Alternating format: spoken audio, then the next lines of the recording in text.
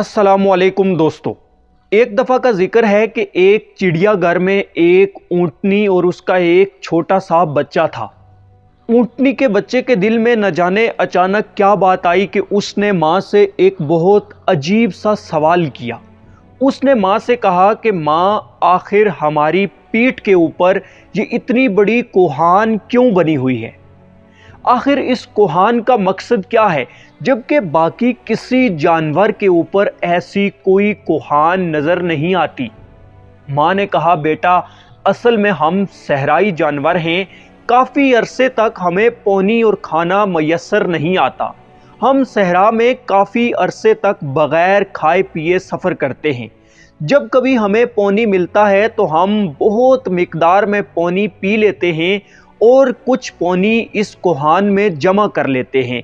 ये हमारे लिए वाटर स्टोर का काम करता है और जब हमें लंबे अरसे तक पानी नहीं मिलता तो हम इस कोहान में जमा किए हुए पानी से अपनी ज़रूरत को पूरा करते हैं और इस तरह हम सहरा में बग़ैर खाए पिए काफ़ी अरसे तक सफ़र करते हैं। जब उस छोटे बच्चे ने ये बात सुनी तो वो इस जवाब से काफ़ी ज़्यादा मुतमईन हो गया। थोड़ी देर बाद उसने फिर माँ से सवाल किया और कहा, माँ, आखिर हमारे नथने दूसरे जानवरों से मुख्तलिफ क्यों हैं?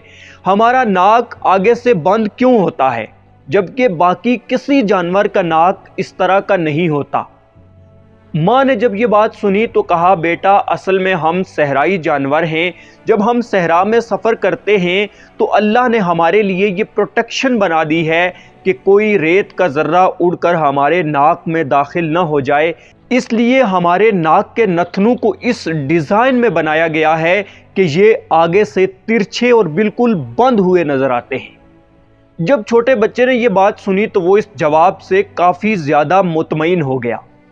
थोड़ी देर बाद छोटे बच्चे ने फिर ये सवाल किया और पूछने लगा, माँ, आखिर हमारे पाँव इतने बड़े क्यों होते हैं, जबकि बाकी तमाम जानवरों के पाँव बहुत छोटे छोटे होते हैं?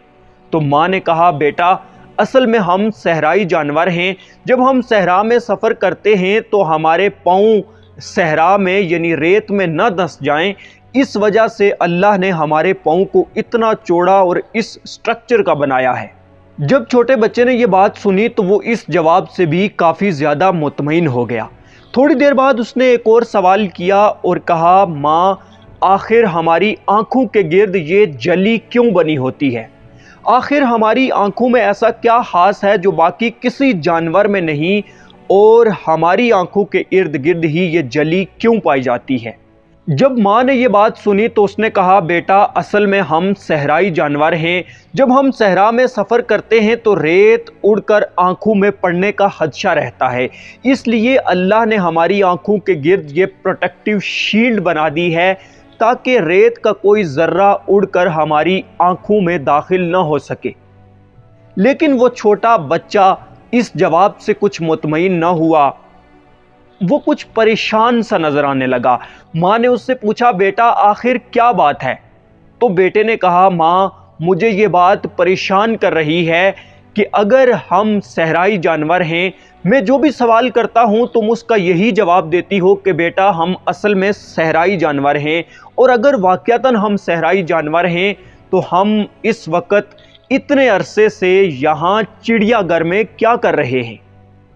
माँ ने जब ये बात सुनी तो बहुत परेशान और मुस्तरब हुई और कहने लगी, बेटा, हम लोग असल में सहराई जानवर हैं, लेकिन इस वक्त हम कुछ और हैं। छोटे बच्चे ने फिर सवाल किया और कहा, माँ, हम असल में सहराई जानवर हैं तो फिर इस वक्त हम क्या हैं? तो माँ ने कहा, बेटा, इस वक्त हम बदकिस्मत हैं, क्योंकि ये जगह हमारे लिए नहीं है। इस वक्त हमको सहरा में होना चाहिए, क्योंकि हमें कुदरत ने जो सलाहियतें दी हैं वो इसलिए दी हैं कि हम सहरा में चलें, सहरा में सफ़र करें और सहरा में अपने आप को महफूज रखें। दोस्तों, इस कहानी को अगर हम अपनी ज़िंदगी के ऊपर अप्लाई करें तो हमें बैड लक की एक बहुत अच्छी डेफिनेशन समझ में आती है, और वो डेफिनेशन ये है, आप चाहे जितने भी स्किलफुल हों, जितने भी काबिल हों, जब तक आप सही वक्त, सही जगह और सही लोगों के दरमियान में नहीं होते, تب تک آپ بدقسمت ہی رہتے ہیں۔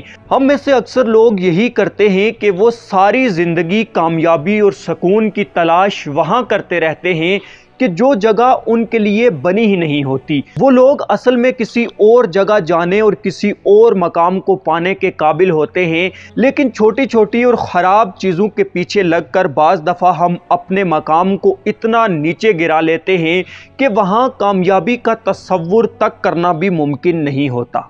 یہ صرف اونٹ اور اونٹنی کی کہانی نہیں ہے، بلکہ یہ ہم میں سے ہر ایک کی کہانی ہے۔ جو شخص آج یہ سوال کرتا ہے کہ وہ زندگی میں کسی بھی طرح سے ناکام ہے، تو اسے اپنا محاسبہ ضرور کرنا چاہیے کہ کیا آج وہ جس جگہ پر کھڑا ہے اس کو اسی جگہ پر ہونا چاہیے تھا یا نہیں۔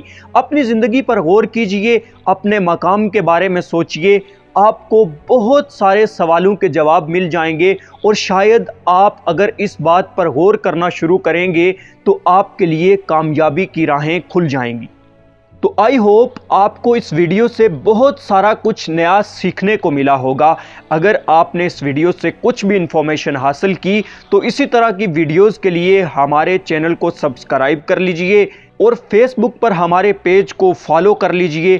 آپ سے ملاقات ہوتی ہے اسی طرح کی ایک اور نئی دلچسپ معلوماتی ویڈیو میں۔ تب تک کے لیے اللہ نگہبان۔